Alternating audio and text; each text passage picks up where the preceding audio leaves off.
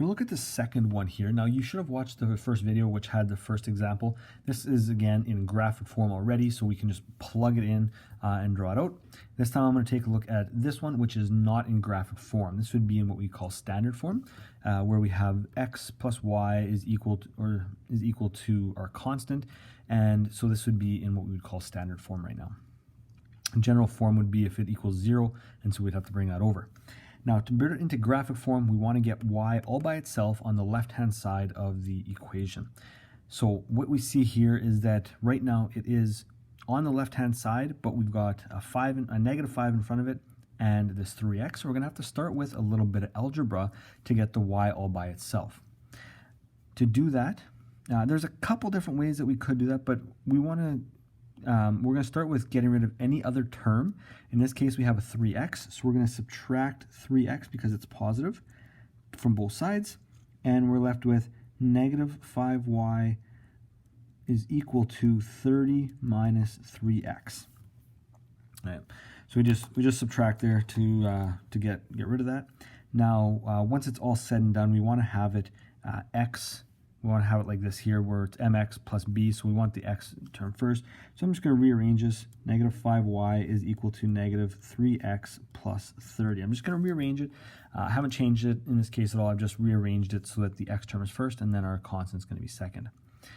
The next thing that we're going to do is we need to get rid of the negative 5, and so in this case here, to do that, it is multiplying, so we're going to divide each piece by negative 5. Okay, each piece by negative 5. Now, it's not just one of these or you know, the whole thing kind of together. It's every single term has to be divided by negative 5. That means these ones are going to cancel. It's going to spit out just y, so it's 1y. Negative 3 divided by negative 5 is the fraction 3 over 5x. Okay, leave it as a fraction. It's much easier to use our slope when it's as a fraction instead of as a decimal. Rise over run, it's just that much easier. And then 30 divided by negative 5 is negative 6. All right, this is our m, this is our b.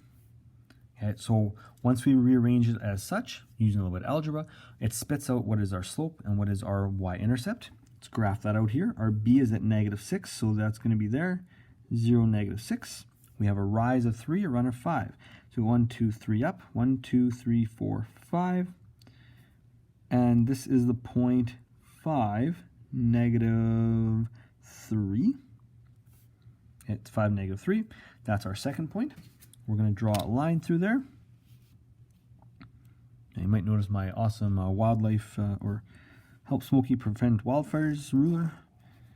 No idea when I got this ruler, but it's one that I've had for quite a while.